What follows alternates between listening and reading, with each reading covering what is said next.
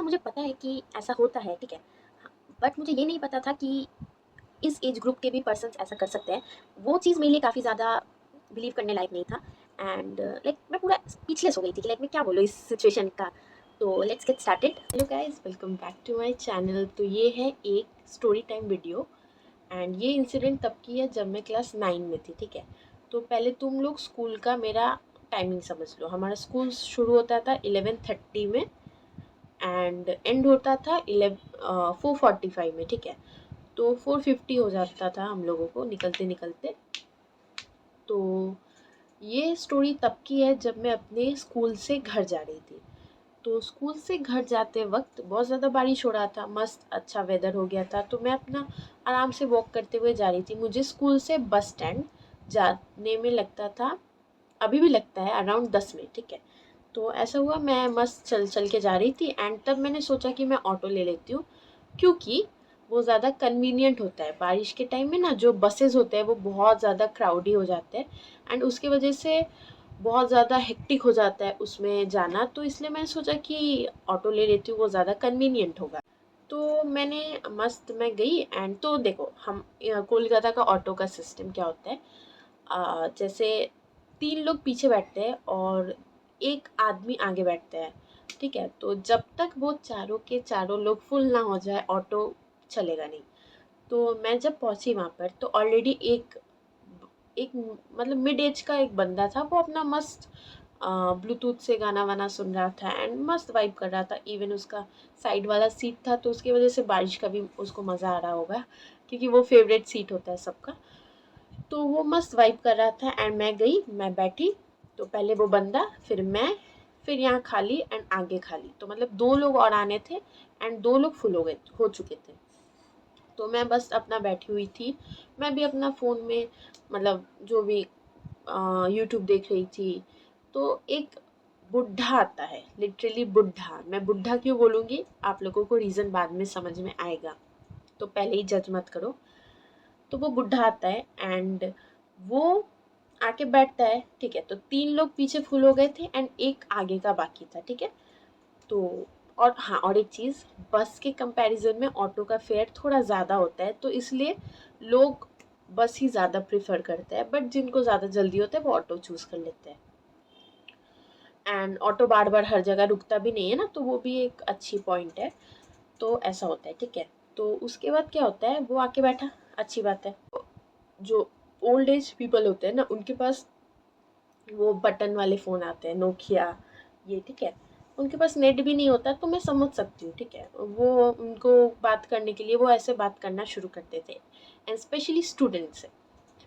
तो मैं अपने स्कूल ड्रेस में थी। उन्होंने मुझसे पूछा कि तुम कौन से क्लास में हो, तो मैंने बोला कि मैं क्लास 9 में हूँ, ठीक है। फिर उन्होंने मुझसे पूछा कि तुम्हारा स्कूल कहाँ पर है, तो मैंने बोला यही पास में है। एंड फिर उन्होंने पूछा कि तुम्हारा घर कहाँ पर है, तो मैंने बोला मेरा घर भी बहुत पास है। Fake smile of course. And फिर वो मुझसे पूछते हैं कि तुम मतलब आफ्टर 10, मैं 9 में हूँ, फिर मैं 10 में जाऊँगी, उसके बाद जब मैं कौन सा स्ट्रीम सेलेक्ट करूँगी। तो ये चीज़ मैंने खुद भी डिसाइड नहीं किया था उस टाइम पे, क्योंकि मैं 9 में थी। बट फिर भी मैंने बोल दिया कि मैं देखती हूँ, या तो मैं साइंस लूँगी या फिर मैं कॉमर्स लूँगी या फिर मैं आर्ट्स लूँगी। तीनों स्ट्रीम का नाम ले लिया मैंने, ठीक है। उसके बाद फिर मेरे को थोड़ा सा इरिटेट हो रहा था, तो मैंने सोचा कि क्योंकि तब मैं कुछ देख रही थी एंड मुझे वो देखना था पूरा, तो फिर मैंने अपना उस पर कॉन्सेंट्रेट किया। फिर थोड़ी देर बाद वो जो बुढ़ा है वो मुझे पूछता है कि तुम, हाँ, मतलब तुम्हारा घर कितना दूर है यहाँ से, बहुत कुछ पूछने लगता है, ठीक है। तो मैं भी उतना आंसर थोड़ा बहुत देती हूँ एंड थोड़ा बहुत नहीं भी देती हूँ।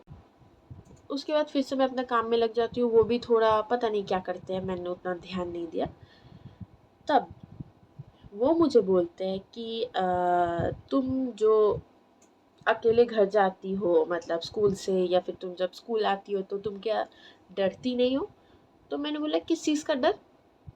वो बोले कि ऐसे बहुत सारे क्रीपी पर्सन है ना आजकल इस वर्ल्ड में, तो तुम उन लोगों से डरती नहीं हो। तो मैंने बोला कि नहीं, मैं क्यों डरूंगी किसी से। एंड ठीक है, ऐसा करके वो बोलते हैं। तो बोलते अच्छा, बट डरना चाहिए। एंड आई वाज लाइक क्यों डरूं मैं, एक मिनट मेरा माइक। हाँ, तो मैं बिल्कुल फ्रीक आउट हो गई कि भाई ये कैसा क्वेश्चंस है, नहीं जवाब देना मुझे, क्या करूँ मैं अभी, ठीक है।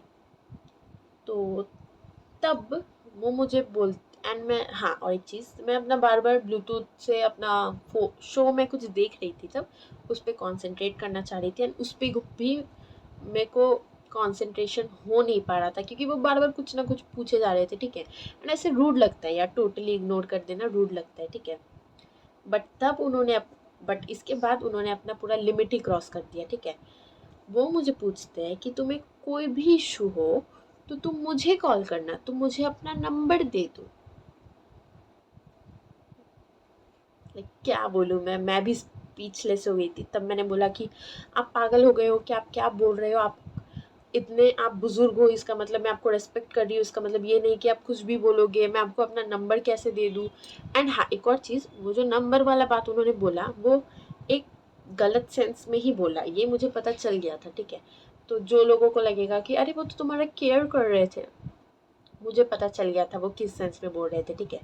तो ऐसा हुआ एंड फिर मैं ना थोड़े वॉइस रेज हो गया था मेरा, क्योंकि मैं बोलने लगी थी कि आपको मैं रिस्पेक्ट दे रही हूँ, इसका मतलब ये नहीं कि आप कुछ भी बोलोगे। वो मुझे बहुत कुछ बोलने लगे, ठीक है।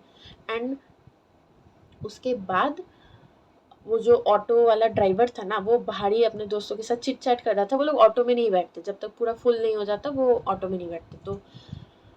तो उसके बाद वो भी आ गया कि क्या हुआ क्या हुआ। तो उसके बाद वो ऑटो ड्राइवर अच्छा था। उसके बाद मैंने बोला कि देखो भैया, ये मुझे ऐसे ऐसे बोल रहे हैं। तो वो भी बोलने के लगे कि आप बुजुर्ग हो, आपको समझ में नहीं आ रहा है, आप ऐसा बोल रहे हो। तो फिर उस ऑटो वाले ने उनको उतार दिया ऑटो से, ठीक है। एंड बोला कि आप उतर जाओ। एंड वो अंकल जो थे वो लिटरली उनको गाली दे रहे थे कि मैं तुम्हें पैसा दे रहा हूँ, तुम मुझे लेके जाओगे, ये तुम्हारा ड्यूटी है, तुम पब्लिक सर्वेंट हो, तुमको लेके जाना पड़ेगा हमें, मैं तुम्हें पैसा पे कर रहा हूँ, मैं फ्री में नहीं जा रहा, तुम मुझे ऐसे नहीं उतार सकते। एंड बहुत सारे लोग भी इकट्ठा हुए थे, ठीक है। एंड वो गाली दिए ही जा रहे थे, दिए ही जा रहे थे। तो फिर उस ऑटो वालों ने, फिर फाइनली वो जब उतरे तो वो ऑटो वाला बैठा एंड उसके बाद उन्होंने ऑटो स्टार्ट किया। मतलब सिर्फ 2 ही लोग थे एंड बाकी 2 लोग उसने फिल भी नहीं किया और फिर वो चले गए। तो आई नो ऐसा इंसिडेंट सबके साथ ही होता है, बट यार मुझे, ठीक है यार, मुझे पता है ऐसा होता है, ठीक है, क्रीपी लोग हैं। बट एक एल्डरली इंसान से टू बी ऑनेस्ट मुझे ऐसा उम्मीद नहीं था।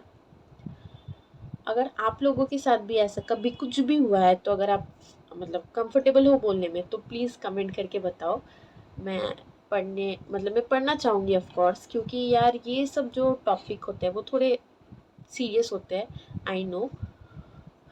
तो ये था मेरा एक्सपीरियंस एंड इसके वजह से मैं बहुत ज़्यादा फ्रीक आउट हो गई थी टू बी ऑनेस्ट। एंड कभी कभी मुझे बहुत ज़्यादा फ्यूरियस भी लगता है कि ऐसा लोग क्यों करते हैं यार।